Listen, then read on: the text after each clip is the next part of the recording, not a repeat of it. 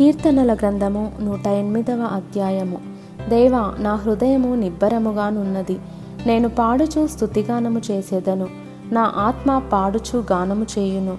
స్వరమండలమా, సితారా, మేలుకొనుడి. నేను వేకువనే లేచెదను. జనుల మధ్య నీకు కృతజ్ఞతాస్థుతులు చెల్లించెదను. ప్రజలలో నిన్ను కీర్తించెదను.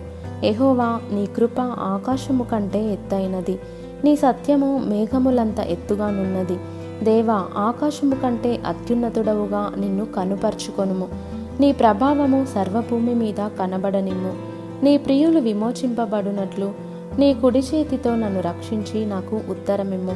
తన పరిశుద్ధత తోడని దేవుడు మాట ఇచ్చి ఉన్నాడు. నేను ప్రహర్షించెదను, షెకెమును పంచిపెట్టెదను, సుక్కోతులోయను కొలిపించెదను. గిలాదు నాది, మనష్షే నాది. ఎఫ్రాయిము నాకు శిరస్త్రాణము, యూదా నా రాజదండము. మోయాబు నేను కాళ్ళు కడుగుకొను పల్లెము. ఎదోము మీదికి నా చెప్పు విసరివేయుదును. ఫిలిష్తియను బట్టి జయోత్సవము చేసి ఉన్నాను. కోటగల పట్టణములోనికి నన్ను ఎవడు తోడుకొని పోవును?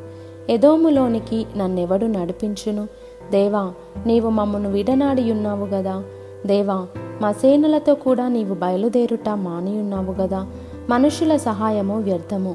శత్రువులను జయించుటకు నీవు మాకు సహాయము దయచేయుము. దేవుని వలన మేము శూరకార్యములు జరిగించెదము. మా శత్రువులను అణగద్రొక్కువాడు ఆయనే.